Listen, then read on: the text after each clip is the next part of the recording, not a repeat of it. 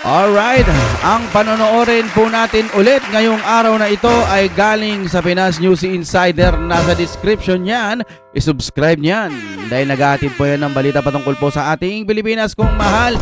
At ito po ang title ng panonoorin natin galing sa Pinas News Insider. Karma na? Patanong, no? Palasyo nagulat, LO sa hatol. Ano LO? Basta yun na yun, no? Leak video ni Attorney Claire, nalantad na? Question mark ulit. Mga Supreme Court judge tumestigo. Pwede ba yun? Judge magtitistigo? Okay. Ito po ang ating reaction video for today. Kung trip nyo, kung samahan dito, tara na! Oh my God, we're back again. Come on, now let's get down to business.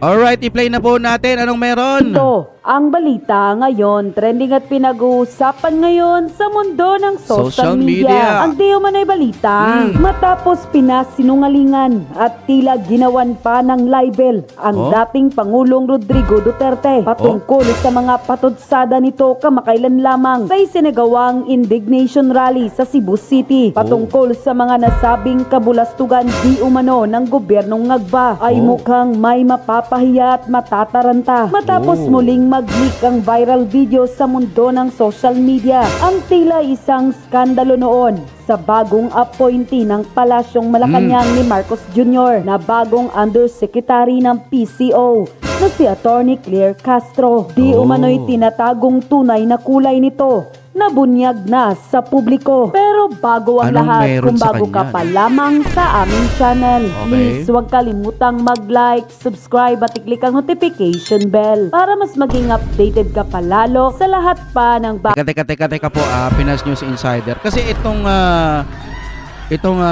si Madam Claire, nakikita ko ito na naman, pumuputok na naman. Tapos, yung impeachment pumuputok. Baka naman maiwan na po yung bycam issue, Gusto natin malaman kung gaano katotoo yung bycam na yon na may problema daw, may issue. So, baka matabunan ng matabunan yun, Ito kasi ngayon maingay na naman ang usap-usapin patungkol po kay Attorney Claire. Ano na naman po ba ang meron dito? Tuloy-tuloy natin panoorin. Paalala lang po yung bycam, Kasi baka matabunan, wala na. Hindi na natin alam.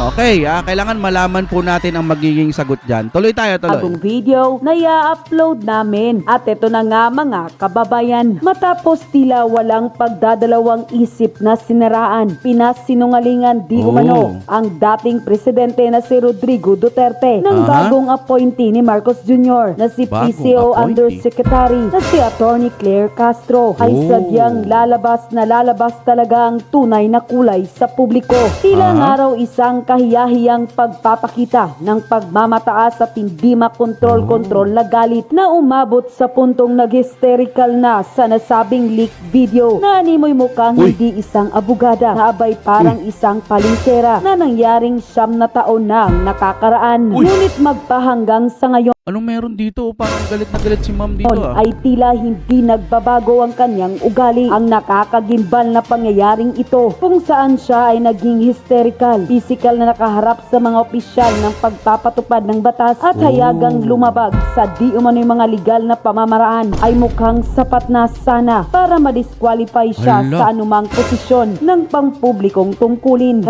Hala, no? Anong meron dito? Kaya Di ba? patakataka nga daw na inilagay bilang opisyal ng Palasyong Malacanang kung seryoso ang gobyerno ngayon sa pananatili ng kahit katiting na kredibilidad. Dapat nilang pag-isipang muli at mabuti ang nakakapinsalang pagpipiliang ito bago ito mag-backfire ng husto. Hindi naman mapigilan ni Optic Politics na tila sampalin ng buong katotohanan at kahihiyan ng nasabing PCO Undersecretary ayon pa sa kanyang matapang na pahayag sa kanyang official FB page. And I quote, Claire Castro's history of rage, a disaster Optic waiting to politics. unfold in Malacanang. Claire Castro's meltdown at the Manila Police District, a disgraceful display of arrogance and uncontrolled anger, happened 9 years ago, yet her temperament remains unchanged. These shocking incidents, where she turned hysterical, physically confronted law enforcement officers, and openly defied legal procedures, should have been enough to disqualify her from any position of public trust. Yet,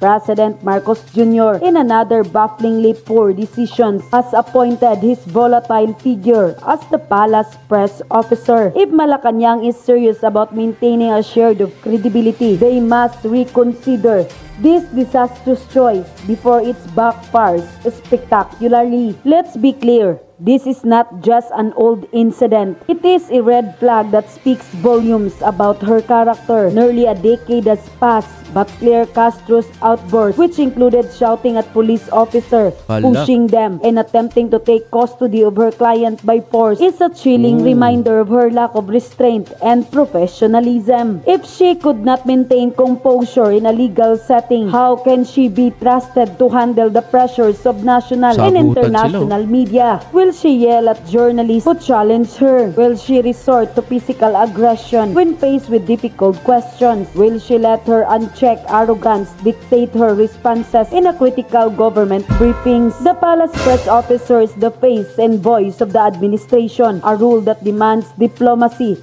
professionalism, and the ability to handle pressure with grace. Castro possesses none of these qualities. Instead, she is a walking disaster. A lost Walking cannon was disaster. already proven that she cannot control her temper. Marcos Jr. decision to appoint her is not just a miscalculation. It is a time bomb waiting to explode. If anything, this appointment may actually accelerate the downfall of Marcos administration with her unchecked arrogance, penchant of confrontation, and lack of professionalism. It is only a matter of time before she creates a public relation crisis that even the most seasoned spin doctors cannot contain. For the sake of Filipino people, either Marcos Jr. must replace her immediately or let her stay and watch her become the wrecking ball that demolish what little credibility his government has left. Unquote. Di talaga ako nakakaintindi ng English, Mamen. Masyado akong mahina. Ayon ba dito sa napapanood natin, itong pagsasalita ni Madam Attorney Claire nakakasira po kay PBBM? O hanggat maaari dapat tanggalin niya na ganun mo mga naano ko sa sa English eh. Mga kapatid, tulungan niyo po ako andyan sa comment section, no? Alam niyo naman bobo-bobo tayo pagdating po sa mga English. Eh. Ano ho bang ibig sabihin na pinaparating nitong binabasa ni Pinas News Insider ho natin? Ito ba'y kailangan alisin agad si Ma'am Claire? O kakadatdal ni Ma'am Claire parang nahuhuli ba sa sariling bibig? Ganyan, di ko alam eh. Pa-comment na lang po mga kapatid. Maraming salamat, tuloy-tuloy na natin. Etong si Miss Claire, talaga nga namang inaraw-araw na. Pambihirang buhay, oh. Interview dito, interview doon, ganun, ano? Tingnan natin. Ito maganda, may makakapulot tayo ng aral dito. Alam mo, madam, kung ako sa'yo, medyo relax ka muna. Masyado kang nahahalata. Nahahalata ka na you were there because you are an anti-Duterte. Easy lang. Pinag-uusapan kasi natin mga kababayan, walang iba kung hindi itong bagong press officer nila na kung saan alam naman natin, 'di ba? Na isang vlogger na anti-Duterte at nagkataon lang abogado. Vlogger din. Buhay, reo. Tapos abogado din, okay? Di ba ho? So, ito na nga. Kahapon lang, meron ho siyang mga sinasabing hindi maganda. At mga kapalpakan na tila nakalimutan niya atang mag-research bago ho siya humarap. At napanood ko nga sa isang interview niya, biglaan lang daw yung mga tanong sa kanya. Kaya naman pala, hindi mo masagot. Ang problema kasi, Ayun yung maganda nga, di ba? Dapat pag yung sa mga interview, dapat po yung tanong biglaan. Para kung ano man yung talagang nandoon sa'yo, alam mo na yung isasagot mo. Tagapagsalita O, di ba? Totoo naman yun. Isa mo si Willie Rebillame, di ba? Tinanong siya. Sabi, kung ikaw ang magiging senator, anong batas ang magagawa mo na talagang pag sinabing batas to, kay Kuya Will to. Ano daw batas? Anong sagot ni Kuya Will? Hindi siya makasagot ng maayos. Binalik niya pa yung tanong. Kumbaga nakakabigla yung mga ganun tanong. Okay lang naman po, Madam Claire, no? Na matanong ho kayo ng talagang biglaan at hindi nyo alam. Kasi pag alam nyo, madali nyo ng, sa susunod na ito yung itatanong sa akin, alam ko na. Maganda yung biglaan para talagang natural na alam nyo kung ano yung isasagot nyo. Ganun lang naman po. madam, medyo nasobrahan ng kain mo ng Jollibee. So, nagbida-bida ka kagad, medyo ang dami mong sablay. Halimbawa na yung sablay, yung dun sa economy. Palpak na palpak ka dyan. Wala kasi akong idea kay Ma'am Claire na to. Yung pagbenta ng gold ay nagtumulong sa ating ekonomiya. Kita naman nun natin. Dalawang sunod na bumaba ang ating GDP. Ano pa ang kasunod? Yung Gold. kung sinasabi ninyong Davao City na ang sinasabi tinutukoy hudyaan ay yung buong Davao. It's not the city alone. Okay? At ang pinag-uusapan nga po ay yung sa nahuli, yung nahuling magkano ba yun? 44 million ba yun na shabu? Yun po ang pinag-uusapan dyan. Grabe, ah. Hindi po yun sa Davao City. Okay. Kasi pag taga Manila, kapag sinabing Davao, akala nila puro Duterte na lahat. Iba yung Davao City North, 'di ba? Northern Davao ba? Ewan ko ganon. Iba rin yung Davao City. Iba rin yung sa downtown, something like that, Iba yung Davao City, iba rin yung kapag lumabas ka na ng city ng Davao. Tama, halimbawa, part pa rin ba ng Davao ang Panabo? Okay, basta mga ganon. Pangatlo, maaring sabihin mo, may argumento ka na, hindi talagang, di ba sabi ko, are we talking about Davao City? Gumanong ka, di ba? So sinasabi mo, Davao City, kita mo nga, ang daming droga dyan. Hindi ho yan yung tinutukoy ni Pangulong Duterte. Yeah. Ngayon, let's accept that is your argument na ang Davao City ay hindi na maayos ngayon compared sa dati. Sandali ho, madam. Huwag naman ganon. Wala ho ba kayong alam? Kayo ba'y natutulog sa kuweba? Wala ho bang internet dyan sa loob ng kuweba nyo? Kasi itong mga nakaraang araw, naging topic ko yan araw-araw sa social media. Sabi pa nga, traffic daw sa Davao City. Oo naman, pero hindi naman kasi traffic ng EDSA. Diba napag-uusapan din yung Davao, parang tunog pa nga, sinisiraan yung Davao City. Yun lang ang nakikita ko, yung pinapicture-picture na traffic, Paano naman yung ibang lugar sa Metro Manila bukod sa EDSA? Saan pa ba yun dati? Nung tatrabaho ako, papuntang Pasig ba yun? Putik na sobrang traffic din. At marami pang iba na may mga traffic ko. Na pinalitan yung chip. Lalo ngayon, papuntang Bulacan, di ba, Traffic pa rin doon, papuntang San Jose, Bulacan, Del Monte ba yun? Traffic pa rin doon pagka rush hour. Pulis ng Davao. Yung isa nga, oras lang ang tinagal di ba? Basta malaman na merong kinaugnayan sa mga Duterte tinanggal paulit-ulit. Yung mga sanay na sa Davao, alam na ho yung pasikot-sikot, yung mga pulis, yun pa ang inilipat sa ibang lugar at ang inilagay yung mga walang alam sa loob ng Davao City. Kasi sa aking pagkakaunawa, sarili ko lang naman din pong opinion nito.